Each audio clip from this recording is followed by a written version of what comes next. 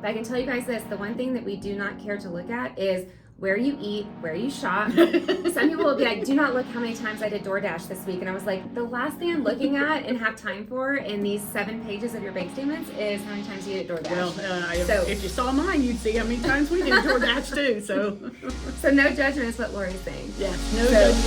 Yes.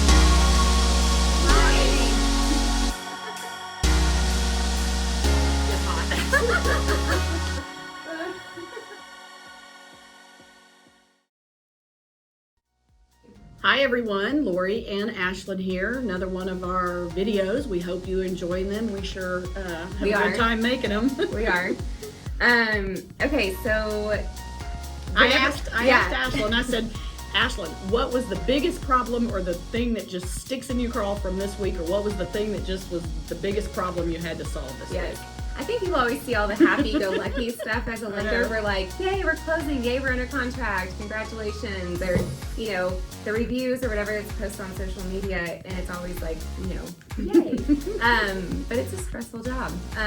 We love it. I know. But it's, so I think when you asked that, I mean, did I not say immediately I knew? So we've been getting a lot of applications this week, and which is awesome because people say that the market's slowing down, but we still have so many homeowners and buyers that need to buy, and so it's been a really good week. And I have to laugh, and in fact, I'm sure everybody, like, this is like one of those TikTok videos that probably be really funny, but we have seen so many people this week fill out the application, and they'll say they upload their documents, and all it is a picture of their driver's license. You know, it's not a pay stub, it's not a bank statement, it's nothing. And then they'll go and say, okay, I uploaded everything else. And it has been, I don't know, Melanie will probably laugh, at least 3 or 4 that have not provided bank statements. But yet, what am I approved for? What's the best case scenario for this? And we have no idea how much money they have. We have no idea what they want to put down. So then when I ask them, like, you know, can you send your bank statements? Yes. So then we get their bank statements, and this is what's been driving us crazy. They send the ones that have no money. Like, oh, sorry, I sent you my savings account that I opened, you know. The $5 in it. Yes, that I opened 10 years ago that has $5 in it. So I'm like, what do you want me to do with that? And it's not even about getting them approved. I'm like, okay, y'all are, like, debt to income looks great, credit looks great. So let me tell you this. Y'all know me, I'm a banker by trade, so I was in the banking business. And then I come over here, and out of all of the documents, I will take tax returns and driver's license and mortgage statements, but bank statements, it's going to put on my grave. Lori hates bank statements. And it's more just because, guys, we don't mean to be intrusive. We don't mean to be, you know. We only look for what we want to see. Right. And it's just, we know that this stuff is intrusive, and we know that we ask you for tons of documents. And so that's been my, that's probably been my challenge this week, was bank statements and getting what I needed. Yeah. Well, and we laugh. I mean, everything that we do, like, I always tell you, I'm like, you're not the first that has, you know, because some people aren't just thinking about, I'm just sending you, like, which account's easiest to get to or whatever, but.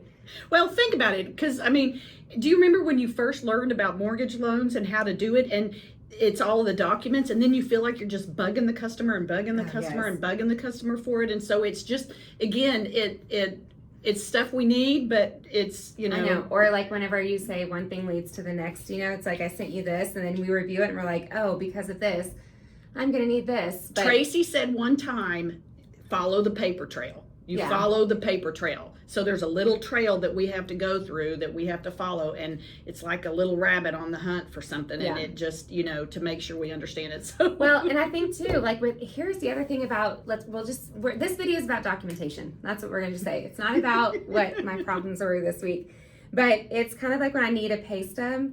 There's sometimes information on there that borrowers aren't even thinking that they need to tell us. You know, one time I saw that somebody had child support. They forgot to put it on the application when they were filling everything out. They weren't meaning to do anything, but it was coming out of his account, out of his pay stub all these years. So, like, he wasn't thinking, I think in his mind, it was like, I don't pay separate child support. It comes out of my pay stub.